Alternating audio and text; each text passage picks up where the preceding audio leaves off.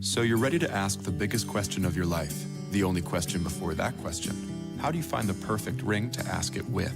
With the incredible selection of diamonds at Jared and our price match guarantee, you can dare to stop searching and find the perfect diamond at a price you'll love. Visit your local Jared store today and dare to be devoted. We promise to match any price on a like loose certified diamond of the same quality from any other jewelry retailer. See jared.com/price match for details.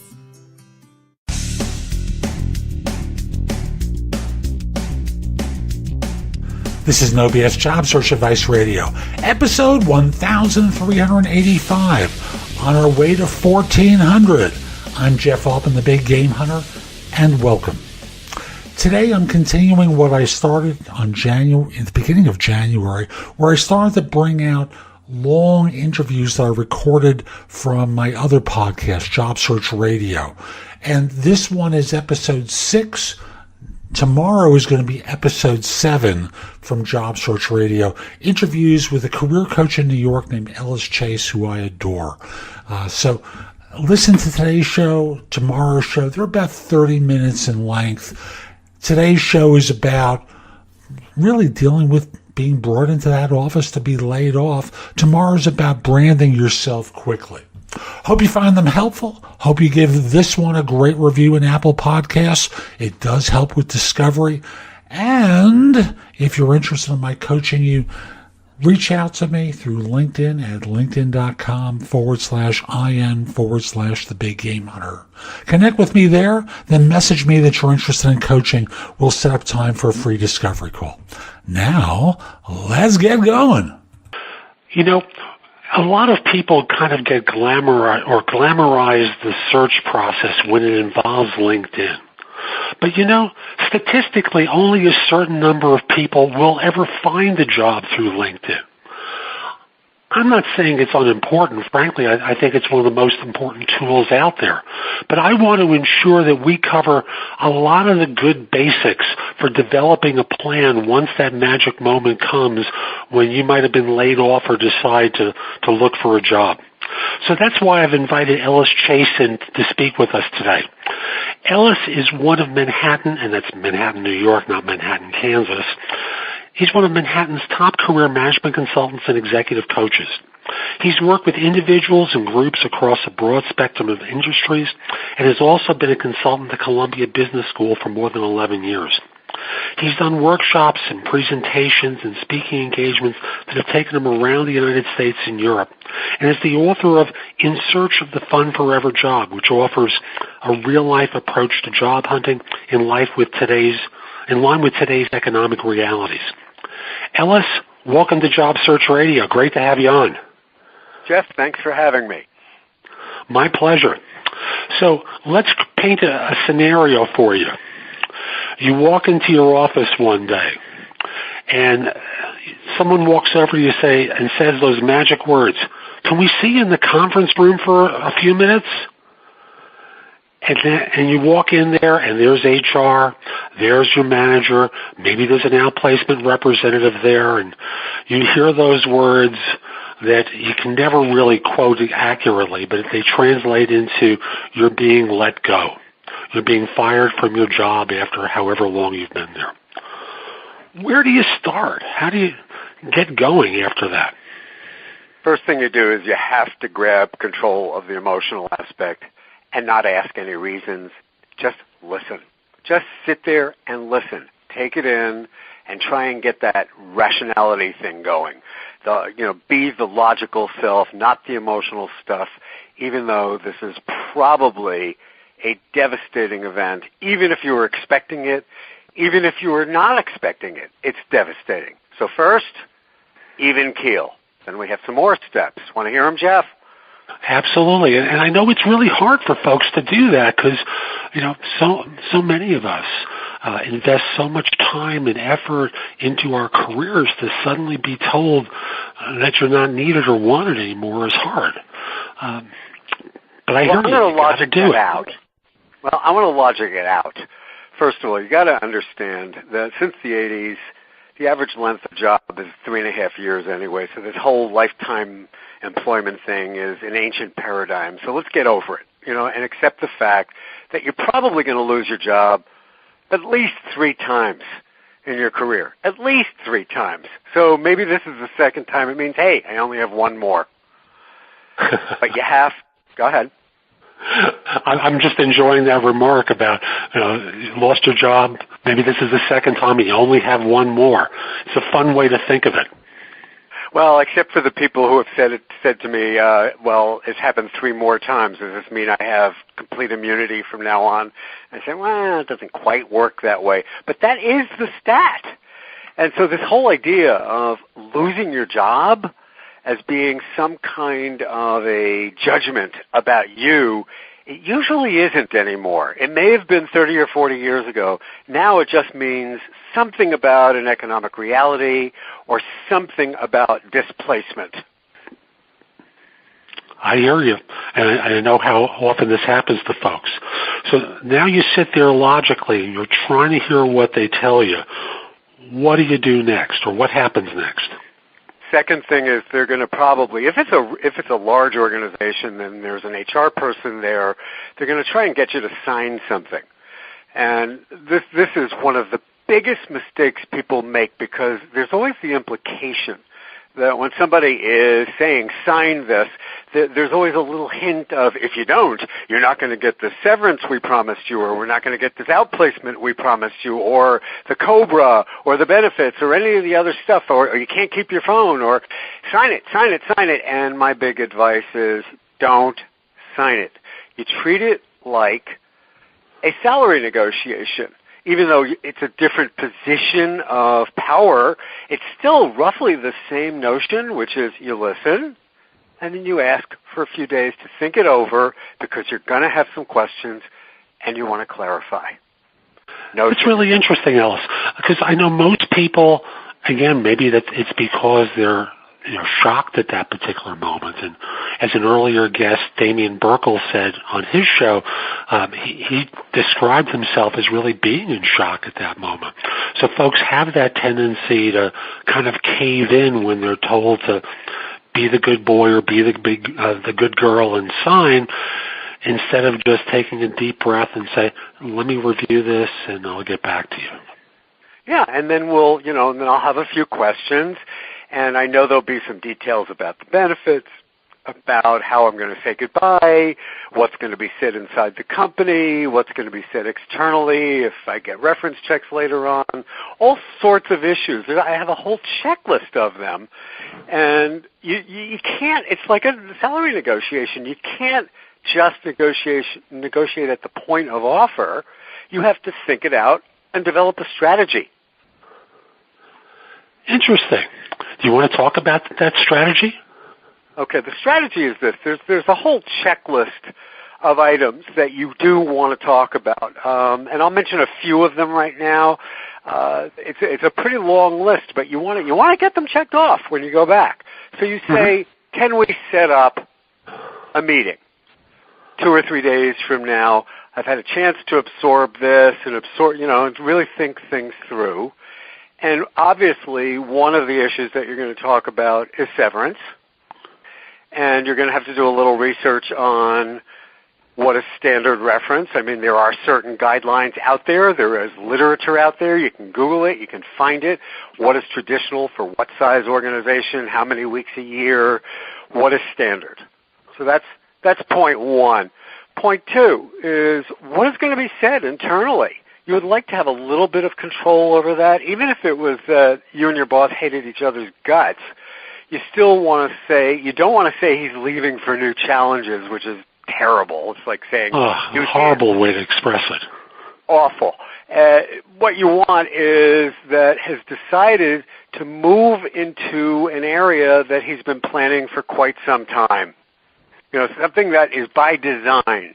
He has decided to leave because. So it's something affirmative like that. Then, how much assistance are they going to give? Is there going to be any kind of help for, let's say, outplacement? And what kind of outplacement? If it's going to be from one of the big 3 outplacement firms, you want to say to them, I'd prefer not to. This is my opinion. I come from one of them. I think that you may want to get some individual assistance, which will be cheaper for the company and get you more one-on-one. So that's something to negotiate. Get this one. You ready for one of the strangest ones of all? The phone. I'd love to hear it. The phone. Think about it. Do you want your number at the organization to be answered by somebody else, let's say a temp, who doesn't know who you are, and they'll say, I don't know who this person is, and you get a phone call? You don't want, so you negotiate. You can say, can I have phone calls forwarded to my cell? Or can we turn that phone off? Or can it just go into voicemail where somebody there checks in case it's a business thing, or if it's personal for me, it gets forwarded to me? What are we going to do about the phone? Nobody thinks about those little details. What about Cobra? And there's just so many details to think about at that moment. I can see why you want to have people come back in a few days after they've had a chance to get grounded and have the shock wear off to be able to deal with all this stuff. Right. So it's that, again, it's like a salary negotiation. It's the same general idea. Again, you're not in power, obviously, but you're not going to sign anything. They want you to sign something. They're afraid of lawsuits, which, of course, is not usually the route you're going to go in. You want to stay away from that. And you basically, unless there's real grounds, unless there's something awful that happened, but you basically want to tie up every single little detail. How about this one? Non-disparagement. You would like to sign as part of an agreement that there will be a mutual non-disparagement. They won't say anything negative about you internally or externally, and you won't say anything negative about them to anybody. That's a good one. Yeah. And an important one. And with the non-disparagement, as someone who is asked often to check references by my clients at the time of an offer, I know it's not good enough for them to say, well, it's our company policy not to say anything. Is someone able to negotiate what is said about you at those times? Yes, because because you've been on the other side of this, and I've also been on the other side of this. You've been on every side of this, Ellis. I have. We both have. So the idea is that that the company is reluctant to give out anything. It's not quite illegal, but they're very reluctant to give out anything except dates of employment. So you have to sign an agreement as to what is said. So during the actual negotiation for the termination, the separation, you want to establish what is going to be said via human resources or via your manager should anybody call. And that's like putting them on notice, like, watch out, I'll hear. And you want to be careful. Some of us will go to all sorts of lengths to find out what will be said, but you want to cover this as much as you can. You cannot protect yourself from a lot of backdoor investigation. I'm warning everybody about that. And I know that's the case because I know when I do secondary or tertiary sourcing to do reference checks, I'm always able to uncover something. But at least through official channels, that can get blockaded. Yep. So you want to at least help or at least propose language that you all agree into. I used to call it the rationale. How do I explain it? But now as we sort of move out of the settling of all of the terms of how we're going to leave and what the dates are and all the rest of that stuff and when's your COBRA and what's the severance and all the things that you want to negotiate, now we move into what am I going to tell the rest of the world? Also a rationale. How am I going to explain my departure? And what do I do to get going? How do I get rolling in this next phase of my career? So there are a couple of don'ts here. One of them is you're not going to bitch and moan. You're not going to complain. You're not going to trash anybody. You're not going to be miserable. You're not going to scream. You're not going to yell. You're not going to do anything of the sort. You save that for your significant other if you have one, or a friend. That's it. Nobody else. Because right I'm now, laughing here because I can't tell you the number of job applicants who I wind up being that call to, and I have to politely say, I don't care. And if you do this on an interview, they will never care again because you're never going to get hired. Well, not only that, that's their brand. This is not the brand that you want out there. The brand you want out there is what you can do, not what you can't do or how you screwed up or the company screwed up. You end up being perceived as the malcontent, and that's the last perception you want out there. So calm down. No screaming. No calling everybody that you know, asking for leads and jobs, and no, I got to get my resume together right now. No. Stop. Take a couple days off. And get yourself grounded and first focus on the terms and conditions for your severance, relax a little bit, and then move on is what it sounds like you're saying.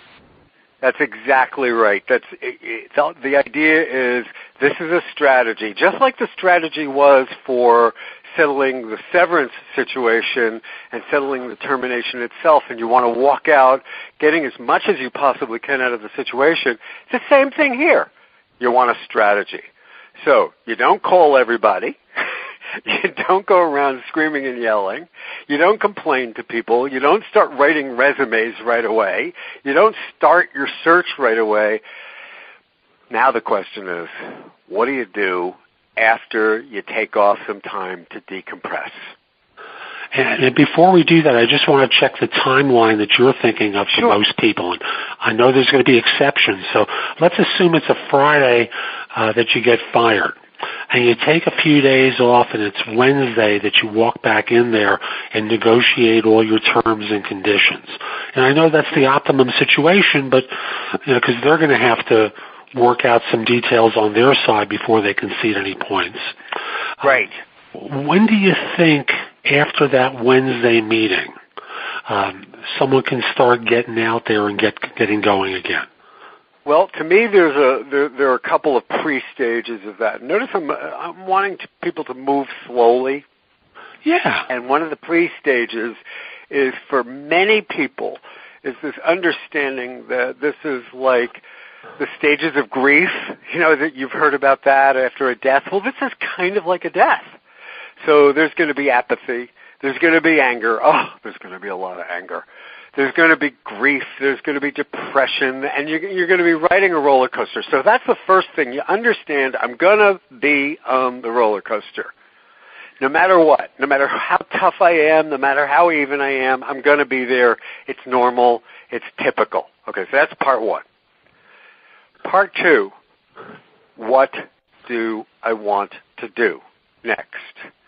So most people will say, I got to get my resume. I got to get my resume. And I'm going, you can't write a resume. A resume is a marketing document. What is it marketing you to? So what's plan A? What's plan B? What's plan C? So we can start creating some high statistical probabilities for success. That's how it starts. Interesting, because I know when I talk to job applicants who are looking for a position, they seem to only have a plan A until I start probing them further and kind of push them into alternatives and flexibility and choices. And what I'm hearing you say loud and clear is this is homework that they should have been doing before they met with me. Oh, yeah. Oh, the plan A problem, I could give you 50 examples of where that goes wrong, but I love using 2008 as the absolute paradigm of where Plan A goes wrong. So in for those of you who are outside of the United States, 2008 is the symbol of when the financial markets in the United States collapsed. I know in other parts of the world there was a slow buildup that eventually hit 2009, 2010 for your collapses. Please continue. But say in 2008 or 2009 actually is when it really hit hard, when the recession was the second worst since the Great Depression of the 1930s. I had a ton of people, investment bankers, for example, who came to me because two major investment banks in New York City closed, Bear Stearns and Lehman Brothers. that meant enormous job losses. So these investment bankers who had been very highly compensated and had been very successful and had worked extremely hard would come in with their plan A. I want to be an investment banker in another bank. And I said, you and 10,000 other people. And no jobs. None. Zero. Zilch, at least in 2009. Things started getting a little better in 2010. And in 2013, not so great. It's a shrunken sector. So that's where Plan B comes in. I will never say to somebody, don't give up your passion, don't give up your number one Plan A objective. But there's got to be a B so we can create numbers. And I push people hard for a C so that we have a high statistical probability for success. I'm like a broken record on that phrase. And I do a variation on it with the Plan A choices, where guys tell me that they really want to stick with their first choice. I'll ask them, so how long can you afford to be out of work? Mm-hmm. Mm-hmm. Now, if they say 2 years, well, they can afford to do that, even though for most of them, if it goes past 6 to 9 months, they'll never get back into their career. But normally the shock of having to think of the financials is enough to really push them into the Plan B and the Plan C. Has to be. You said, if somebody says 2 years, what if that person is a foreign exchange trader? Is that person going to land in 2 years? Probably not, because it's a field that's disappearing. Or derivatives trading. I'm naming financial stuff because it's a perfect paradigm for why there needs to be a Plan B and a Plan C. But I can go through the music industry. I can go through real estate, especially, because that was just as affected in 2008, 2009. Where's the B? Where's the C? What else can I do? And how do I find out if there's a market for me there? And then we get into the next phase of doing this smart. And the next phase is? I have to prove that, number one, is there a market for me? 2, am I feasible for this market? 3, do I need any additional skills to bridge myself into the market? 4, do I like it? Do I like the people I'm meeting? Do I like the organizations? So you have to, this is like putting career transition completely in reverse of what most people have done in their lives, which is to sort of figure out an idea. Like, hey, that sounds cool. And then go after it, rather than doing what I always call a heavy due diligence to really find out if these options are reasonable. Is this where, once you've identified this, informational interviewing comes into play? Yes. That's part of it. Regular plain old research, using your Factiva, your S&P, your D&B, using your Bloomberg if you have access to it, reading the trade journals, and then building the informational networking, and then finding out. And by the way, you got to watch out for one thing in that informational networking deal. Beware of one person who is negative. The first one you meet is really negative. Oh, there are no jobs there. That's just lazy and stupid. You need a critical mass of people. You need 5 or 6 to actually agree about a trend before you come to a conclusion. That's why this is a lot of heavy lifting. And I want to back up for a second, because you mentioned a number of different sources where people could do their own research. And one, I know the first one that you mentioned, they may not know, which is Factiva. I believe that's Factiva. Right. So I just want to make sure you folks know how to find it and have it spelled correctly. One of the great resources that anybody anywhere can find is get to a business library or sneak into a business school library. If you live in New York City, there are a couple of great plain old business libraries like SIBL, the Science Industry Business Library. I know of places in other parts of the country and other parts of the world that have business libraries, and they're all going to have Factiva. They're going to have something called ABI, Inform. They're going to have Nexus, Lexus. I mentioned these three because I love media databases. This is media research. You know how you go into some databases like Hoover's or Standard & Poor or Dun & Bradstreet, and you get these 10K reports about companies, which are useful. But when you go into a Factiva, you find out what all the other media have been saying about the organization that you're researching. So it's not what somebody writes about themselves on their own website. It's what everybody else has been writing. And it's a great way to find out about a company. Yeah.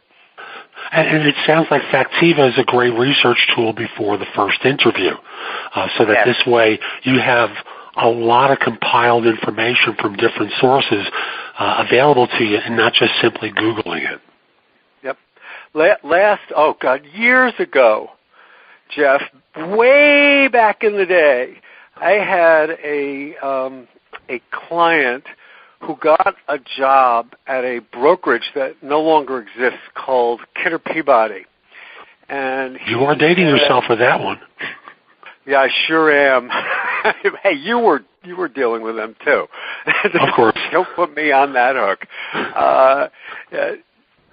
This guy got this great job, and I said to him, haven't you been doing your research on Kidder Peabody? Did you know that they were a prime target for General Electric acquisition? And he said, yeah, so big deal. And I said, well, big deal is you better ask them about it when they make you an offer, because you know about last in, first out.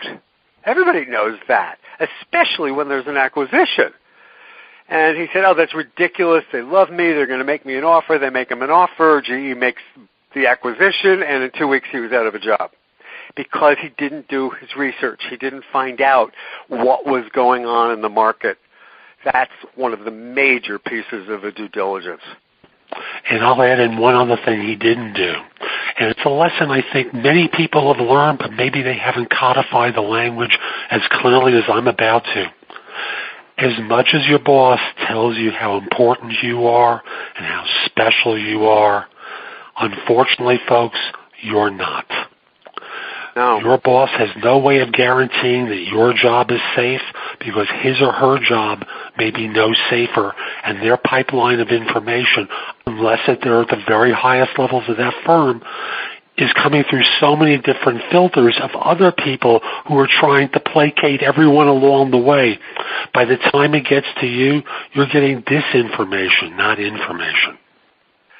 Which sort of brings us full circle to where we started, which is the culture has changed in the last 30, 35 years, which is there is no such thing as lifetime employment. And in order to be smart about your career and deal with the topic we've been talking about today, which is unexpected job loss, what you need to be doing is always thinking about how am I keeping my network in shape? How am I keeping my relationships in shape? Because I'm going to be moving sooner or later, and I've got to be prepared. And I've got to be thinking about Plan B and Plan C at all times, because who knows, the technology of my specific field may be going out of style soon. And that was a subject that was part of my interview with David Perry recently, where we both agreed that people always have to put themselves in the position to be found and not just simply wait until the calamity strikes from which they need to respond in order to take action. People get ahead by being alert to opportunities. Sometimes they're internal, sometimes they're external, but more often than not, they're going to be external to your firm. And you always need to be doing this campaign of continually promoting yourself in order to be found. And if it gets to the point where you need to find something because you've lost your job, Ellis, I think you've given folks some great information about how to get through that initial meeting where you're laid off, the steps to take along the way, which I'm going to recap a couple of them pretty quickly for everyone. Sure. And that is, number one, try and get back to your logical head instead of being in the emotional shock. Set up a meeting in a few days to go over some of your questions and sign nothing at the time that they're letting you go. you're going to be on an emotional roller coaster, and try and maintain an even keel and take no major actions until you're able to stabilize yourself. And then you've spoken about a couple of different items for shifting for plan A, B, and C, including understanding what you want to do, what else you'd like to do, whether you have the skills needed to do it, and if not, what skills you need to get in order to be able to do it. Have I kind of summarized a lot of the conversation well? That was about perfect. What did you need me for? That was great. This is just a paraphrase of what you've been talking about, Ellis. Excellent. Thank you. That was great. You're welcome. I want to talk with you a little bit about your book, Fun in Search of the Fun Forever Job. What does that really cover, and where can people get a copy? Okay. In Search of the Fun Forever Job, Career Strategies That Work. Don't be put off by the title. It's ironic. The real point is there is no such thing as the Fun Forever Job, although we are striving for a great deal of gratification out of our work. So it's about strategy. It's about soup to nuts, like starting, executing, working towards those targets, negotiating, and a few little pithy notes along the way. It's very, very quick. It's available Amazon, Kindle, Nook, iTunes, Sony, the usual places, in print and in ebook. In Search of the Fun Forever Job, Career Strategies That Work. By Ellis Chase. So that's today's show. I hope you found it helpful, and if you did, here are a few ways to get even more from me. First of all, visit my website, www.thebiggamehunter.us. I have several thousand blog posts there that you can watch, listen to, or read to help you find your next job. If you want the best of my advice, join JobSearchCoachingHQ.com, where I've curated my information with a focus on interviewing. If you have a few questions, contact me through the Magnifi app for iOS. That's Magnifi with an I at the end, or PrestoExperts.com, where you can call me. Schedule a specific time with me through chat on Magnifi or by connecting with me on LinkedIn at linkedin.com/IN/The Big Game Hunter. Once we're connected on LinkedIn, you can message me about coaching you, speaking with me about a resume or LinkedIn profile critique, help with a salary negotiation, my trusted advisor services, as well as scheduling me for Magnifi or for PrestoExperts.com. Like you, I don't work for free. You can also take my classes on Skillshare and become a premium member using the link in the show notes and receive 2 months for free instead of just the one that the site offers. Skillshare offers thousands of courses, not just simply mine. It is a great resource in a variety of different areas. Subscribe to my other podcast, which is called Job Search Radio. This one is #1 in Apple Podcasts. Job Search Radio is #2. Subscribe to both. You will get great information 7 days a week from this show, 6 days a week from the other.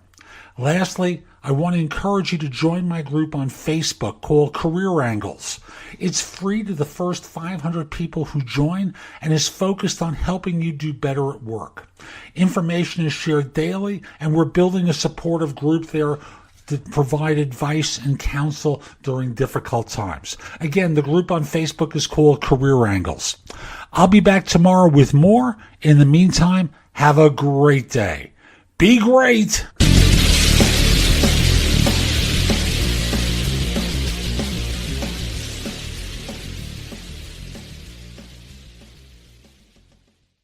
So you're ready to ask the biggest question of your life, the only question before that question. How do you find the perfect ring to ask it with? With the incredible selection of diamonds at Jared and our price match guarantee, you can dare to stop searching and find the perfect diamond at a price you'll love. Visit your local Jared store today and dare to be devoted. We promise to match any price on a like loose certified diamond of the same quality from any other jewelry retailer. See jared.com/price match for details. Run into Old Navy. Today's the last day to get 50% off all Old Navy active. All your favorite active leggings, hoodies, mesh tees, and more are 50% off. Hurry, it ends tonight at Old Navy and OldNavy.com. Valid 2/23 to 2/24, excludes in-store clearance.